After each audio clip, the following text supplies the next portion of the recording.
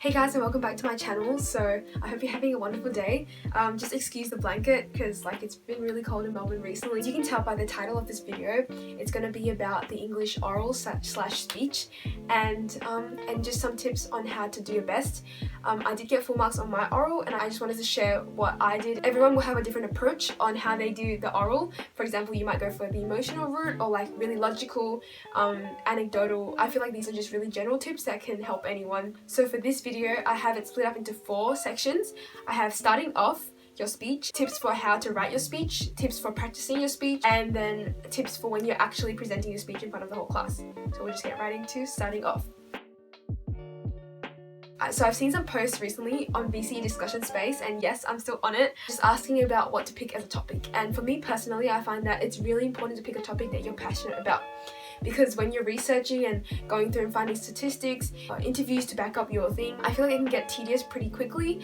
Picking a topic that you're really passionate about can give you motivation and make sure that you're still interested and keep working at it. Another tip is to start really early. In my opinion, I think it's really important just to give yourself a bit of buffer time to prepare for the speech. So I didn't start like super early, but I started like a few weeks before. That way I had time to refine and change my contention, because like even though I had my topic climate change, my actual contention went through a lot of changes and sort of like refinements. And for example, if you wanted to change your topic or contention, it's really good to have that extra time just to make sure you're not pressed for time later on. Along the theme of picking something you're passionate about, your topic doesn't have to be like a really different or unique or obscure one. Like I see a lot of people, correct me if I'm wrong, but I see a lot of people suggesting topics that aren't usually done or aren't that common just because it's a bit different.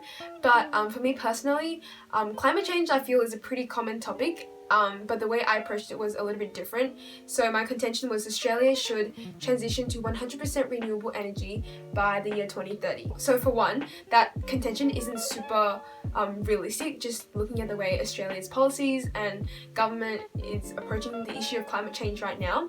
So it wasn't super realistic. It doesn't have to be super realistic, but there was evidence backing it up, and there were articles and stuff saying that yes, renewable energy by 2030 is super important. Another really important tip in my opinion is to not pick a directly opposing contention with someone else in the same class unless you're super passionate and you have really good arguments, because even though the teacher isn't supposed to compare you to other people and they're supposed to just judge you based solely on your performance, I still think that subconsciously the other person's speech will play a factor in how you're being judged and how you're being graded. It may seem like a debate or rebuttal if they went before you as well. I feel that to have your confidence shaken by a different person potentially before you start your speech, just not the mindset that you want going into your speech.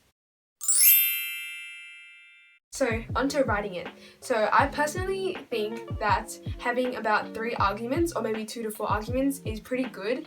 It depends on how long or short your arguments are, I guess, but around that works really well for me. I had 3. It's really important to have a really clear structure that the audience is able to follow easily.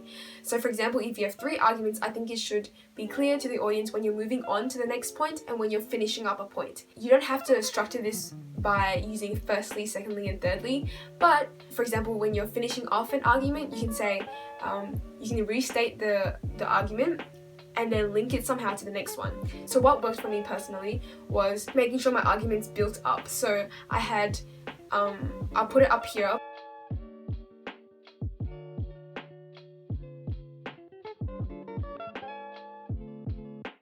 But my arguments built up off each other. So I would first establish my first argument, then my second argument used the reasoning in the first argument to prove its own point, and then my third one did the same thing, and then I concluded by tying them all together.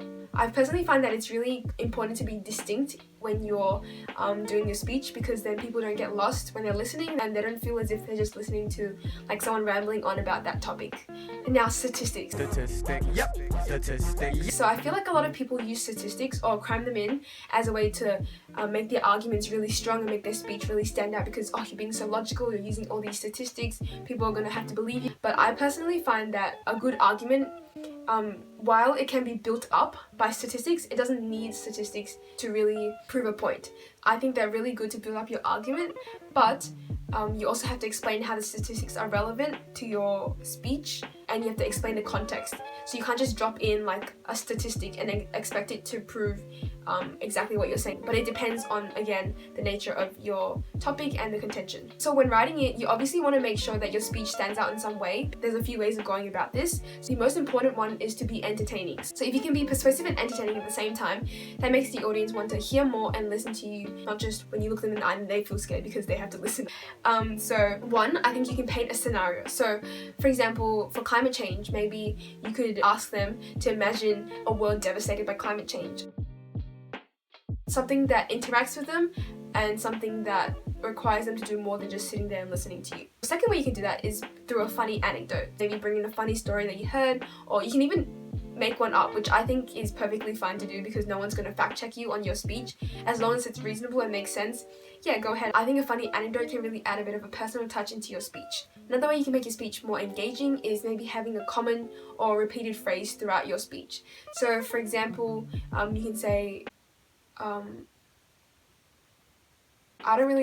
can't think of an example off the top of my head, but maybe after every argument you can say this really like impactful statement which just reflects a different aspect of your argument each time, or you can say the same statement but alter it a little bit or make a catchphrase to just tie in the whole speech and make it feel really well thought out and really intentional.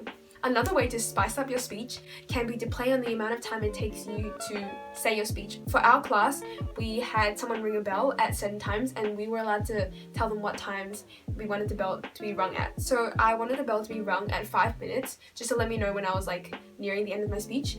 Originally, my speech was 5 minutes and 30 seconds when I had practiced it before, but when I was speaking, I spoke really fast and I kind of factored that in a little bit and my speech ended almost exactly at 5 minutes. So I did a little play on it. I can't remember exactly what I said, but I'll put it up like somewhere.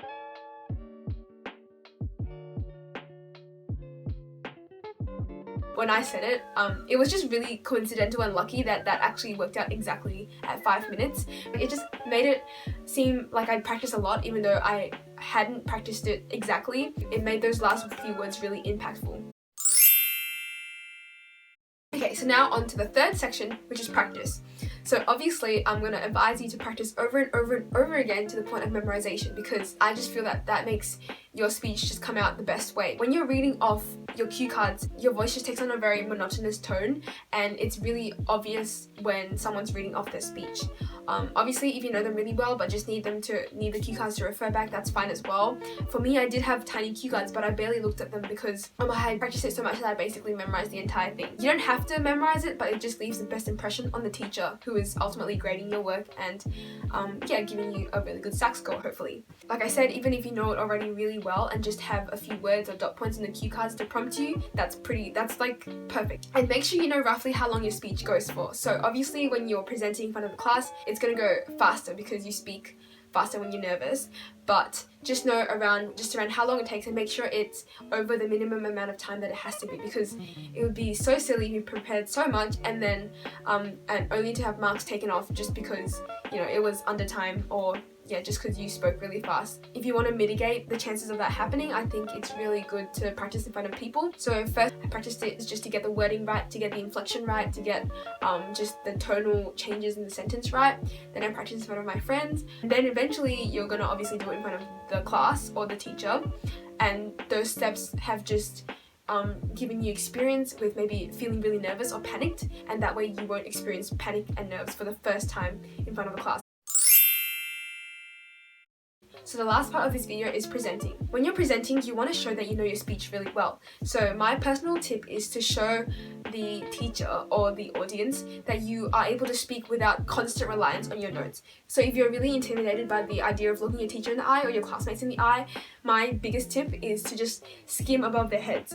And their heads can be like right here, for example, and my line of sight will just be right above their heads or their foreheads, and that way you don't have to meet their eyes, you don't have to see if they're judging you potentially or anything like that. Just a few more small tips for when you're presenting.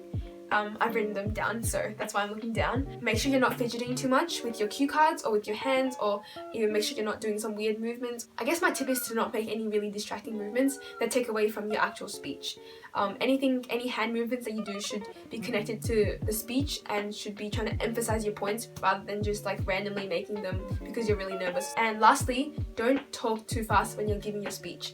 So it's really easy for me to say, I know, but it's really important to be able to speak slowly and clearly, because that's the only way that your teacher or your audience will be able to hear your message. They haven't seen the script that you've written out beforehand. They're not going to see any of that. They're only going to hear what's happening. If your performance at that moment isn't clear and doesn't deliver everything, you're not going to get a second chance, and all the hard work that you've put in beforehand is going to go to waste. So yeah, it's just really important to speak slowly and clearly and be understood. So that's all I have today.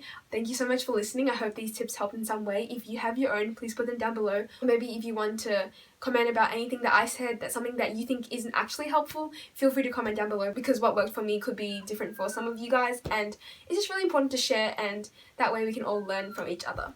So I hope you have a wonderful day and stay warm. Good luck if you're doing VCE, you probably are if you're watching this video. Good luck with your SACs, your work, and also this English oral. Yay! I'll see you next time.